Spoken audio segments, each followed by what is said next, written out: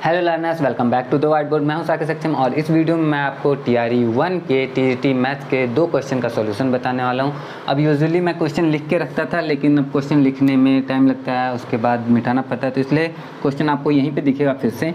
और क्वेश्चन मैं रीड करके बताता हूँ। पहला क्वेश्चन क्या है, निम्नलिखित आवृत्ति बंटन पर विचार कीजिए, जिसमें एक तरफ क्लास दिया हुआ है, दूसरी तरफ आवृत्ति दी हुई है, और उसके बाद पूछा गया है कि इसका मॉडल क्लास होगा।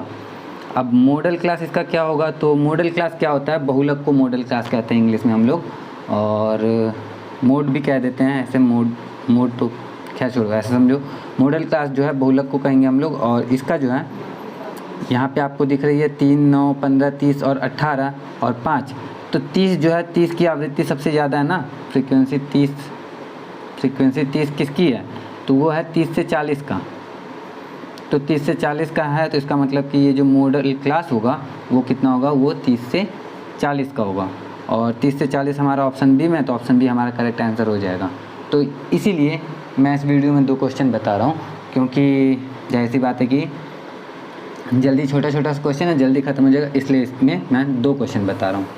और एक और रीज़न है कि जैसे ये अब TGT का क्वेश्चन है, तो इसका मतलब ये नहीं कि 1 to 5 वाले के लिए या फिर 6 to 8 वाले के लिए इंपॉर्टेंट नहीं है, उनके लिए भी इंपॉर्टेंट है, क्योंकि क्वेश्चन का लेवल बहुत ज़्यादा हाई नहीं है, नॉर्मल लेवल का क्वेश्चन है इसलिए। तो अब क्वेश्चन नंबर 54 आपको यहाँ पे दिखेगा। यदि चतुर्भुज ABCD के विकर्ण AC तथा DB बिंदु E पर इस प्रकार प्रतिच्छेद करते हैं कि AE अनुपात EC समानुपात 1:2 तथा BE अनुपात ED समानुपात 3:6, तो ABCD है कौन सा चतुर्भुज। यहाँ पे चतुर्भुज के ऑप्शन है, एक यादृच्छिक चतुर्भुज, यादृच्छिक चतुर्भुज मतलब ऐसे ही रैंडम कोई चतुर्भुज है, और एक समचतुर्भुज। समचतुर्भुज का, यादृच्छिक चतुर्भुज का ऐसा मतलब हो गया कि जैसे मान लो कि मैंने कोई भी एक चतुर्भुज सेलेक्ट कर लिया। चतुर्भुज तो बहुत सारे होते हैं, जैसे एक वर्ग होता है, ये वर्ग है नहीं वैसे, एक हमारा मतलब अलग अलग तरह के, एक वर्ग, एक आयत, एक समचतुर्भुज, एक समांतर चतुर्भुज, एक समलंब। तो इस तरह से अलग अलग तरह के कई सारे चतुर्भुज होते हैं। इसमें से कोई भी एक चतुर्भुज मैं जब सेलेक्ट कर लेता हूँ, तो मैं कहूँगा कि मैंने यादृच्छिक एक चतुर्भुज सेलेक्ट कर लिया। तो यादृच्छिक कोई भी एक यादृच्छिक चतुर्भुज हो सकता है। यादृच्छिक चतुर्भुज का मतलब एक समचतुर्भुज जो कि जिसकी चारों भुजाएं बराबर हों, आमने सामने की भुजाएं समांतर हों, और बस यही एक समचतुर्भुज की परिभाषा है। उसके बाद एक समांतर चतुर्भुज जिसकी आमने सामने की भुजाएं समांतर हो, वो समांतर चतुर्भुज हो जाएगा। अब उपयुक्त में से कोई नहीं और उपयुक्त में से एक से अधिक, ये ऑप्शन भी है हमारे पास में। तो चलो समझ लेते हैं कि जैसे ABCD एक चतुर्भुज है, जैसे मान लो मैं एक चतुर्भुज ले लेता हूँ, एक आयत ही ले लेता हूँ, ठीक है।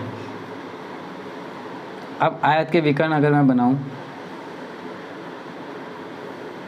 आयत का ये भी बना लेता हूँ, ABCD एक चतुर्भुज, और इसके क्या क्या हो गए, AC तथा DB बिंदु E पर इस प्रकार प्रतिच्छेद करते हैं। AC और DB बिंदु E पर इस प्रकार प्रतिच्छेद करते हैं कि AE अनुपात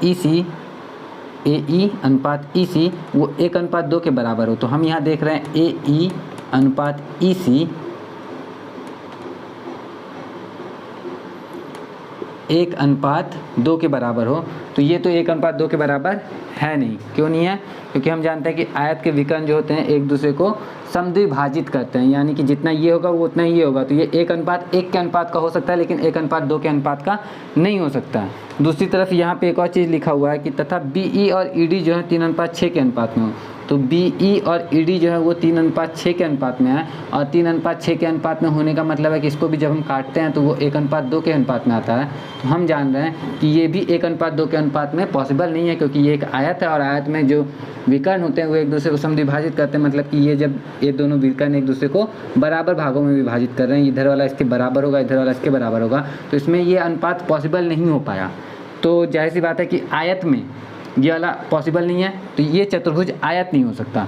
आयत नहीं हो सकता, हम जानते हैं वर्ग भी नहीं हो सकता, क्योंकि वर्ग भी क्या करेगा, समद्विभाजित ही कर रहा है। जब आयत और वर्ग नहीं हुआ तो वर्ग एक समचतुर्भुज भी होता है और आयत एक समांतर चतुर्भुज भी होता है। तो समचतुर्भुज और समांतर चतुर्भुज में भी ये चीज़ पॉसिबल नहीं है। तो अब हमारे पास ऑप्शन क्या बचा, एक ये समचतुर्भुज में हो नहीं सकता, एक समांतर चतुर्भुज में हो नहीं सकता, मतलब बी और सी ऑप्शन हमारे खत्म।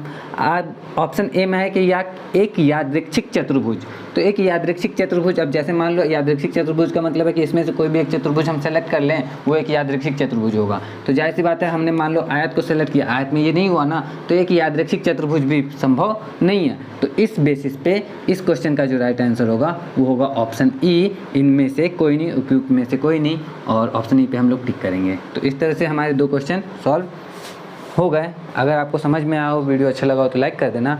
और भी क्वेश्चन के सॉल्यूशन ऐसे ही आते रहते हैं, हर दिन एक क्वेश्चन का सॉल्यूशन आता है, और वो क्वेश्चन किसी भी तरह का क्वेश्चन हो सकता है। क्वेश्चन तो क्वेश्चन होता है इंपॉर्टेंट। तो मैथमेटिक्स से रिलेटेड और भी क्वेश्चन के लिए आप चैनल को सब्सक्राइब कर सकते हो।